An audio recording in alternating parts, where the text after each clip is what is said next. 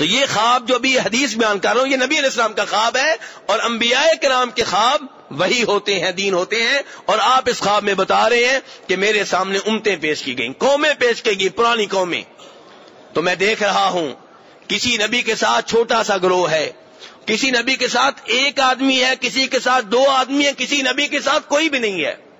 اللہ اکبر. اس حدیث میں خوشخبری ہے ان لوگوں کے لیے جو توحید کے اوپر ہیں، سنت کے اوپر ہیں، چاہے اپنے علاقے میں تنہا ہیں، اپنے شہر میں تنہا ہیں. سواد اعظم کی طرف نہ دیکھیں، کثرت کی طرف نہ دیکھیں، یہ دیکھیں کہ کیا قرآن پاک آپ کے ساتھ ہے یا نہیں، حدیث کے مطابق آپ کام کر رہے ہیں کہ نہیں کر رہے، چاہے کل کائنات آپ کی مخالف ہو. اس حدیث میں خوشخبری ہے ان لوگوں کے لیے.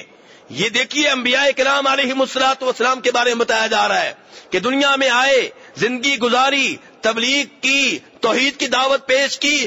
ایسے بھی نبی ہیں جن کے اوپر ایمان لانے والا کوئی بھی نہیں ہے. اللہ کی قسم یہ نبی کامیاب ہیں، انہوں نے اپنا حق ادا کر دیا ہے، چاہے ان کے اوپر ایمان لانے والا ایک بھی نہیں ہے. دعوت دینے والے کی کامیابی کا معیار یہ نہیں ہے کہ اس کے جلسے میں لوگ کتنے ہوتے ہیں. تبلیغ کرنے والے کی کامیابی کا معیار یہ نہیں ہے کہ ان کے جلسے میں لوگ کتنے ہوتے ہیں. معیار یہ ہے کہ آپ قرآن کی کس آیت کے مطابق بات کر رہے ہیں، نبی علیہ الصلوۃ والسلام کی کس صحیح حدیث کے مطابق بات کر رہے ہیں.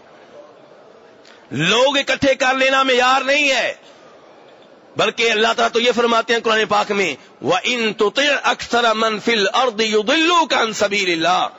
اگر لوگوں کی اکثریت کی طرف آپ دیکھیں گے تو یہ آپ کو اللہ کی راہ سے گمراہ کر دیں گے.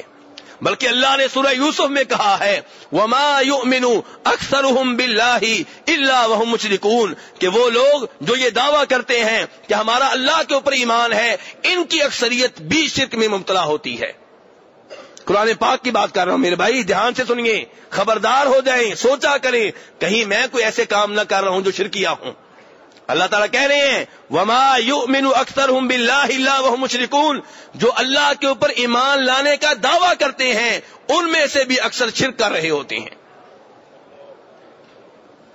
تو میرے بھائیوں اس لیے بڑے احتیاط کی ضرورت ہے، اور ہماری دعوت کا مقصد یہ ہونا چاہیے کہ میں نے لوگوں کو توحید کے اوپر لانا ہے. اقتدار مقصد نہیں ہے، حکومت قائم کر لینا مقصد نہیں ہے. کئی لوگ یہ بھی سمجھتے ہیں کہ پہلے حکومت قائم کریں گے پھر تبلیغ کریں گے، پہلے حکومت قائم کریں گے پھر توحید لے کر آئیں گے. نہیں، انبیاء کرام علیہم الصلوۃ والسلام نے یہ انداز اختیار نہیں کیا. آپ کام کریں، آپ لوگوں کو صحیح بات بتائیں، لوگوں کو ٹھیک کرتے رہیں، اللہ خود ہی جب چاہے گا اقتدار دے دے گا.